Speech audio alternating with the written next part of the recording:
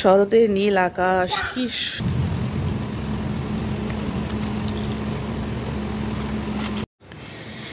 এই যে মাছের ডিম ভাজা কড়াইতেও রয়েছে, এই যে অনেকটা পরিমাণ ডিম। তো শরতের নীল আকাশ কি সুন্দর, কত সুন্দর আকাশ।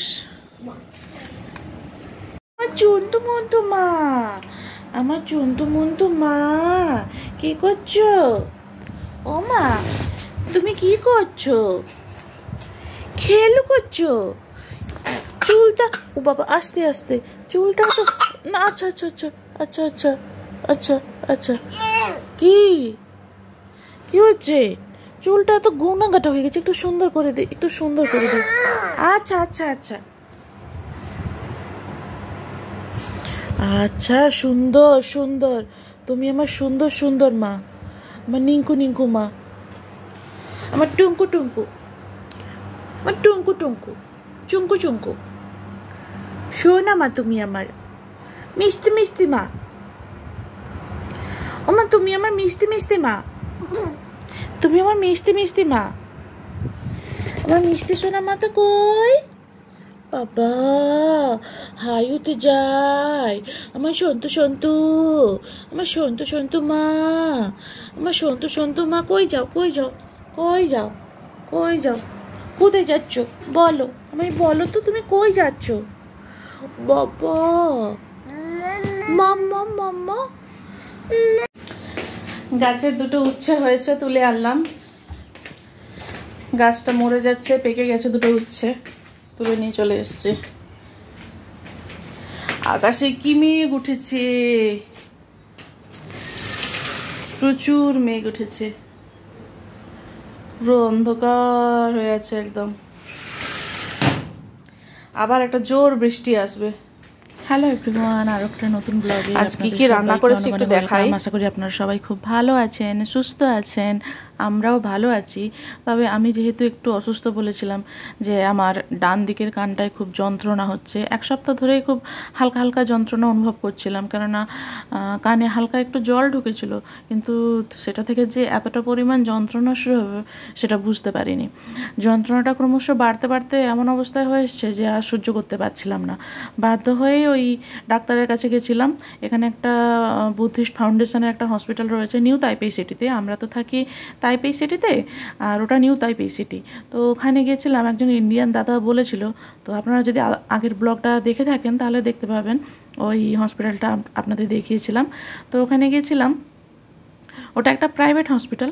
তো ওখানে গেলাম, ডাক্তার দেখালাম, ডাক্তার বলল যে এক সপ্তাহের ওষুধ খাও, যদি কমে যায় তো খুব ভালো, হয়তো হালকা জল টল ঢুকেছিল তো তার জন্য হয়তো হালকা একটু পুঁজ পুঁজ মতো হয়েছে, হালকা একটু ডিসচার্জ হচ্ছে কানের ভেতরে। তো ওটা মোটামুটি ঔষধ দিয়েছে আর কানের ড্রপার দিয়েছে, মানে ড্রপ দিয়েছে।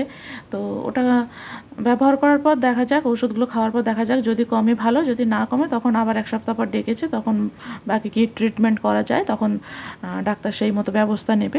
সেই জন্য মানে কানটায় যন্ত্রণা আমি টিকতে পারছি না, মানে ও ডাক্তার দেখিয়ে আসার পরও তো সবেমাত্র 2 দিন হয়েছে, ঔষধ খাচ্ছি, কিন্তু মনে হচ্ছে যন্ত্রণাটা এখনও ঠিকমতো কমেনি, মানে এখনও সেই কানের পুরো চারিদিকটা এত পরিমাণ ব্যথা করছে, আমি মুখটা ঠিকমতো খুলতেও পারছি না, ঠিকমতো কথা বলতে গেলেও আমার কষ্ট হচ্ছে, তার উপরে আবার খাওয়া দাওয়া আমি ঠিকমতো করতে পারছি না, দাঁত দিয়ে কোনো কিছু চিবাতে পারছি না, মানে আমি যে একটু জোরে চিৎকার করে কথা বলবো বা কোনো কিছু যে খাবো সেটুকু, মানে চিবিয়ে চিবিয়ে যে খাবো সেটুকু খেতে পারছি না, এত পরিমাণ কানে যন্ত্রণা করছে।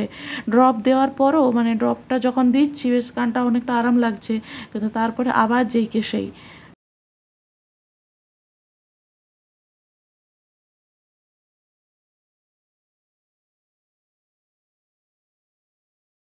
কিন্তু এক সপ্তাহ পর যাবো ভেবেছিলাম, কিন্তু মধু বললো যে না তুমি চলো আর একটা হসপিটালে দেখিয়ে আনি, ওটা একটু দূরে তো। তো বলছে যখন ব্যথা যখন 2 দিন পরও কমছে না, তো আরেকবার ডাক্তার দেখিয়ে আনি।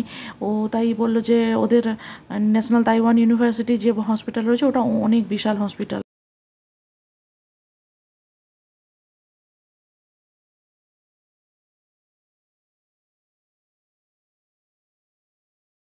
তো বিশাল বড়, ওখানে ডাক্তারও প্রচুর ডাক্তার রয়েছে। যে চলো তোমাকে ওখানকার ডাক্তার দেখিয়ে আনি। তো আজকে তাই তো সময় হচ্ছে না, ও বলছে যে আজকে তো যেতে পারবো না, তোমাকে নেক্সট দিন কালকে নিয়ে যাব। আর ওখানে ওই বড় হসপিটাল, ওখানে অনেক রকম ডাক্তার রয়েছে, ইএনটি খুব ভালো ভালো ডাক্তার রয়েছে। আর ওরই মানে ও ওখানে হসপিটালে ডাক্তারের কাছে ওর ল্যাবের স্যাম্পেল আনতে যায়। তো সেই ডাক্তারের কাছে ও বললো যে ওই ডাক্তারের কাছে তোমাকে দেখিয়ে নিয়ে আসবো, কানটা ব্যথা কেন কমছে না, কেন অসুবিধা হচ্ছে।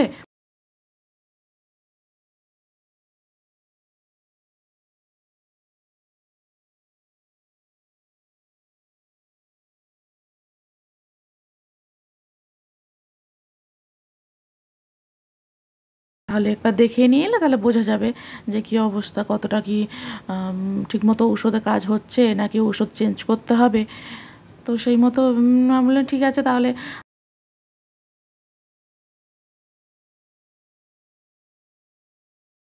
কালকে যাব, কালকে গিয়ে তখন তাহলে দেখিয়ে নিয়ে আসবো। আজকে অন্তত ওষুধগুলো খাই, যে ওষুধগুলো দিয়েছে সেগুলো তো খেতে হবে। তো আজকে এই দুপুরবেলা রান্না করছি, ও যে ডিম এনেছিল মাছের ডিম, সেই মাছের ডিমটাই রেখে দিয়েছিলাম, তো মাছের ডিম দিয়ে আজকে রান্না করব। আর মাছের মাথা দিয়ে ডাল ছিল অল্প কিছুটা, সেই ডালটাও আজকে দুপুরে খাওয়া দাওয়া হবে আর রাত্রে খাওয়া দাওয়া হবে। আর মাছের ডিমটা ভাজা করব। মাছের ডিমটা ভাজার জন্য আমি একটু পেঁয়াজ, কাঁচা লঙ্কা, একটু জিরে ধনে গুঁড়ি, একটু শুকনো লঙ্কার গুঁড়ি এগুলো দিয়ে নুন হলুদ দিয়ে সুন্দর করে বেশ মাখিয়ে নিয়েছি, বেশ ভালো করে চটকে চটকে মাখিয়ে নিয়েছি। মাছের বড়া করব। তাইওয়ানে আসার পর আমরা এই প্রথম মাছের এতটা ডিম পেলাম, কেননা এর আগে যে মাছগুলো আনতো সব বেশিরভাগই তেলাপিয়া মাছ ছিল।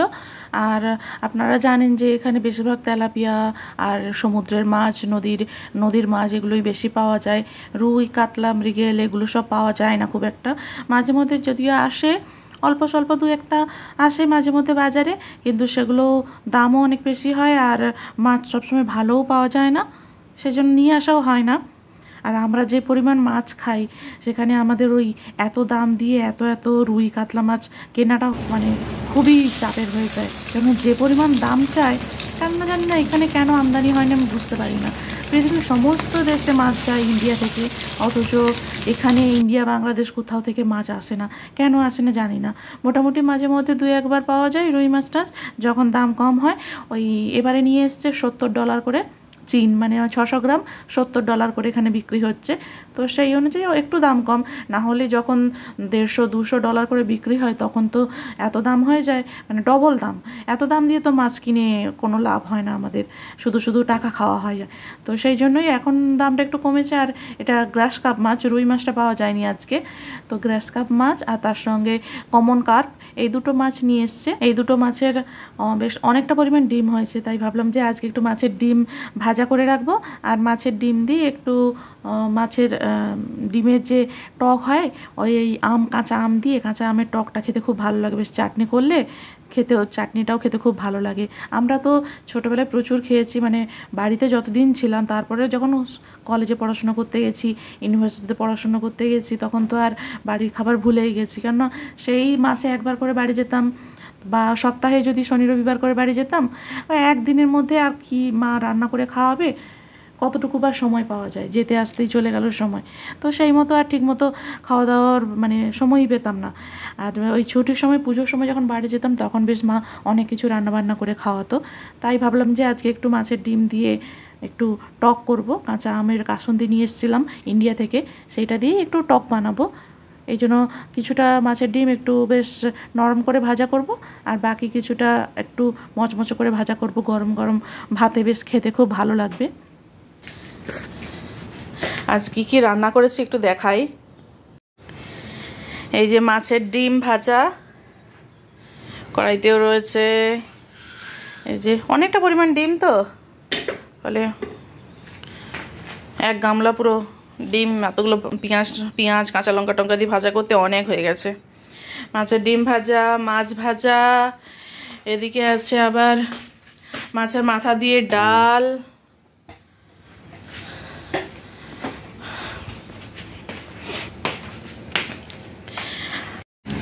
আজকে আমাদের রাতের খাবারে রয়েছে ভাত, আর এটা মাছের ডিম দিয়ে শাক ভাজা, লোটে শাক ভাজা, পেঁয়াজ কাঁচা লঙ্কা মাছের ডিম দিয়ে ভাজা। আর এইটা রয়েছে গাজর আলু বরবটি ভাজা একসঙ্গে মিক্স সবজি, আর এইটা হলো মাছের ডিম ভাজা, মাছের ডিম রয়েছে। এই হলো আজকে আমাদের খাবার। আর তার সাথে রয়েছে মাছের মাথা দিয়ে ডাল, মুসুরির ডাল, মুগ ডাল নয়। মুগ ডাল আমি খেতে খুব একটা মাছের মাথা দিয়ে পছন্দ করি না, মুসুরির ডালটাই পছন্দ করি। তো তাই মাছের মাথা দিয়ে মুসুরির ডাল, মাছের মাথা দিয়ে মুসুরির ডাল একটু পাতলা করে বানিয়েছি যাতে করে ভাত মাখিয়ে খাওয়া যায়। কালকে বানিয়েছিলাম, আজকে অল্প একটু রয়েছে, এটাই আজকে আমাদের রাতের খাবার। আর গরম গরম ভাত, এই হলো মোটামুটি আজকে আমাদের খাবার। আর এই শাকটা খেতে দারুণ হয়েছে, কেননা শাকটা মাছের ডিম দিয়ে ভাজা করেছি, তো মাছের ডিম, কাঁচা পেঁয়াজ, লঙ্কা দিয়ে সুন্দর করে ভাজা করেছি, লোটের শাক, দারুণ খেতে হয়েছে। এটা মাছের মাথা দিয়ে ডাল।